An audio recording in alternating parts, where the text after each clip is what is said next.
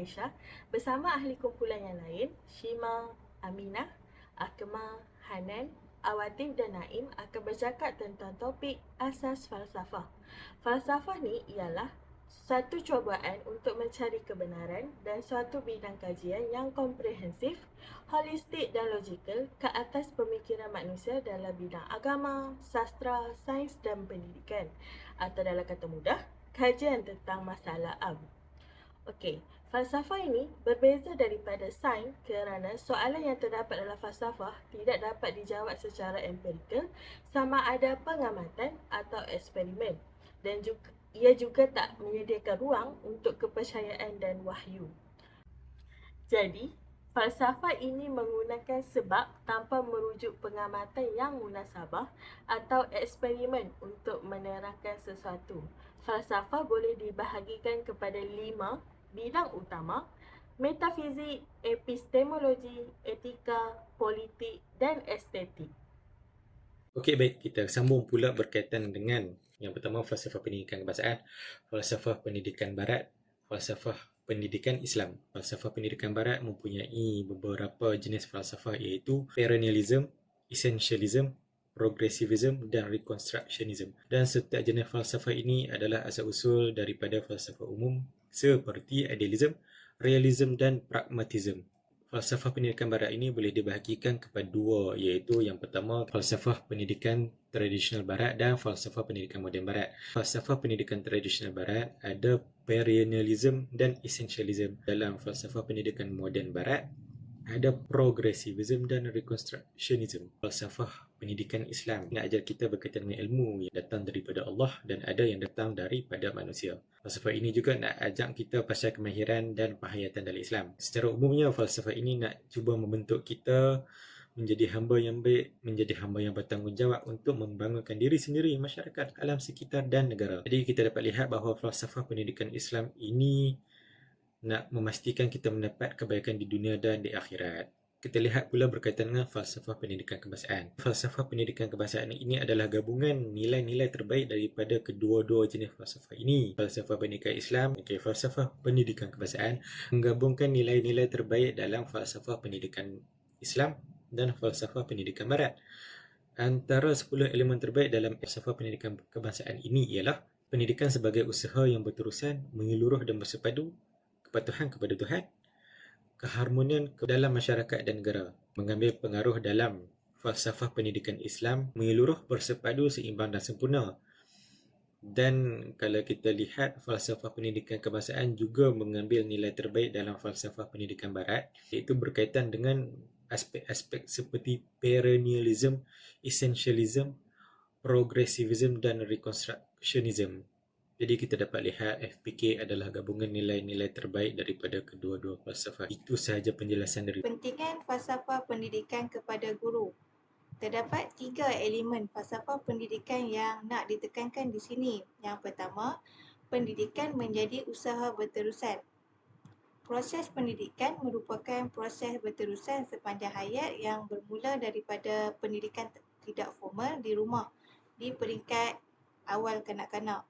Seterusnya, pendidikan formal peringkat prasekolah, sekolah rendah dan sekolah menengah sepanjang usia kanak-kanak hingga remaja. Tidak terhenti setakat itu, pendidikan diteruskan lagi hingga ke peringkat tinggi di institusi-institusi pengajian tinggi. Elemen kedua, pendidikan tidaklah terhad dalam bentuk formal sahaja. Malah pendidikan meliputi semua yang menjadi panduan dan pengajaran dalam hidup seseorang, termasuklah pengalaman sendiri dan orang lain atau pembelajaran secara kendiri berbentuk ICT secara online dan melalui media massa.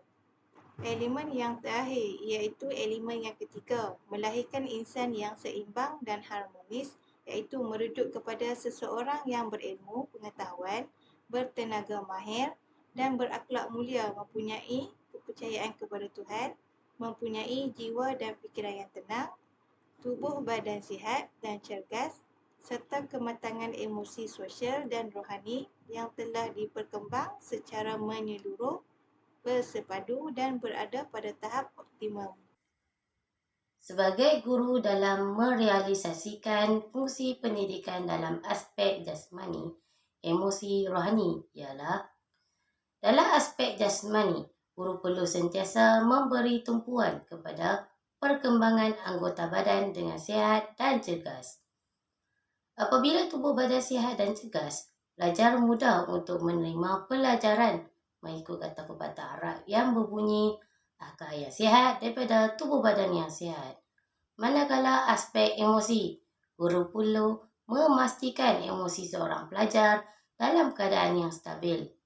Ini kerana apabila emosi pelajar tidak stabil, ia dapat menjejaskan kehidupan pelajar tersebut dan boleh menyebabkan pelajar berasa cepat putus asa sehingga boleh membawa kepada bunuh diri.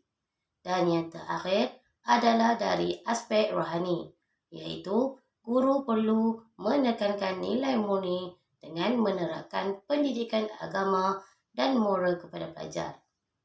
Hal ini kerana apabila seorang pelajar tidak mempunyai sifat rohani dan hanya mempunyai tubuh badan yang sihat, emosinya stabil sahaja, tidak dapat melengkapkan pelajar tersebut untuk menjadi insan yang cemerlang.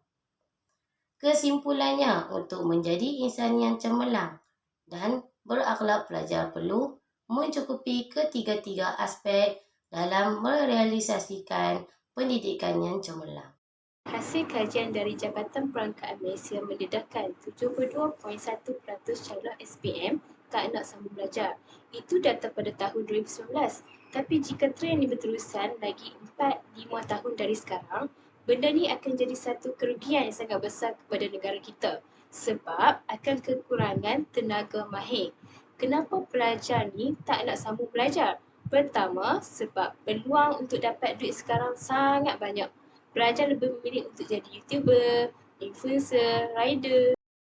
Kedua, mereka melihat dalam jangka masa yang pendek. Contohnya, lepas SPM buat Grab, dapat income banyak, tak ada hutang apa pun.